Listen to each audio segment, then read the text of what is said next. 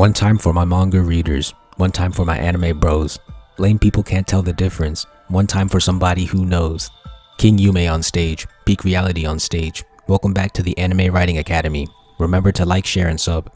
I'm supposed to be going in order, but between now and episode 1, I came up with 2 new additions to the story. The first is the title. I'm calling it To Pimp a Butterfly. At first, I was thinking water or H2O, but I decided to be random and I enjoy copying. After all, great artists steal.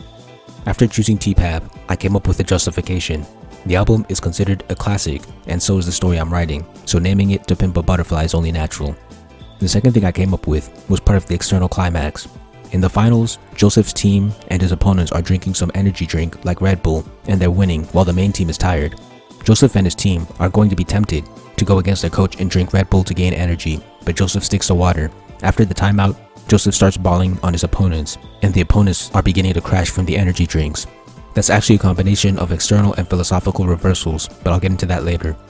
My focus this episode is to develop the internal and external stakes, give them both angels and devils, and complete the introduction. The external stake is winning in basketball and being a good athlete. I made that clear in the previous paragraph, but what's the internal/emotional stake?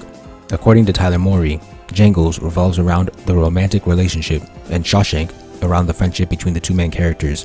According to Michael Arndt, Luke's is about his call to greatness. This is a difficult decision, but I'll go with the inner stake.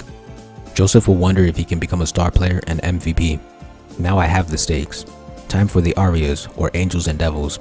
For the external stakes, the angel will be Coach Jermaine, and the devils will be any rival teams. For the internal, the angel will be Joseph's dad, and the devil will be one of Joseph's teammates. The external arias are self-explanatory. I chose Mr. Inkerton as the internal angel because it makes sense for a family member to provide emotional support. I chose the teammate as the internal devil because it has to be someone who Joseph can interact with frequently and understand his internal struggle. Having this teammate simply be a pessimistic jerk is kinda weak for me, so I'll make it that this guy also wants to be the MVP, and since there's only room for one, he puts Joseph down. Alright, all 3 stakes and their arias have been completed. Before I go to the introduction, I want to develop the arias as characters. Joseph's father will be named Storm Inkerton. He's going to be a supportive and relaxed character who had ambitious dreams as a kid but never got to pursue them. That's personality and backstory. He won't have a character arc.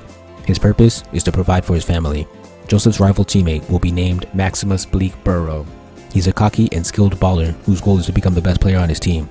No background, but he might have an arc when he accepts Joe as the MVP and takes the number 2 role.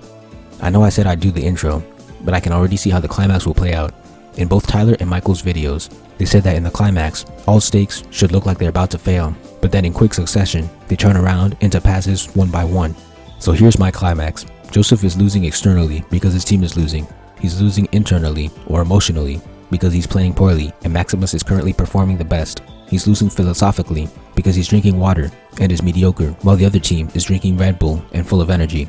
After a timeout, Maximus and the team are considering getting Red Bull against the coach's wishes because the tournament is being sponsored by them. Why can't Jermaine stop them is a question that occurred to me, so I'll have him be sick and have an assistant coach with no backbone subbing in for him. As Joseph is about to drink some, George Sugarson, the philosophical devil, has a kamikaze moment where he yells at Joseph from the stands and tells him not to. This means that I decided to give George an arc. Michael Arndt says that a kamikaze moment is when a character does something risky which reverses all of the stakes that were headed downwards. In Star Wars, it was Han Solo coming back. So after George tells him not to drink the Red Bull, Joseph snaps himself out of the pressure and drinks good old water and makes sure his team does too.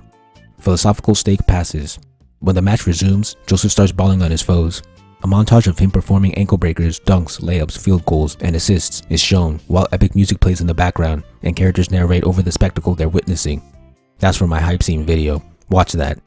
So the external stake passes as his team starts winning. Finally, the game ends with Joseph being the MVP and bringing his team to victory. Internal stake passes. So that's the climax of To Pimp a Butterfly. Now I need to go back and write the rest of the plot. Our important characters are Joseph Inkerton, George Sugarson, Jermaine Lightford, Storm Inkerton, and Maximus Bleak-Burrow. I'm going to introduce all of them in the introduction of the plot, but I might actually create a midpoint first. You'll find out in the next episode, because I think I got a lot of good work done here.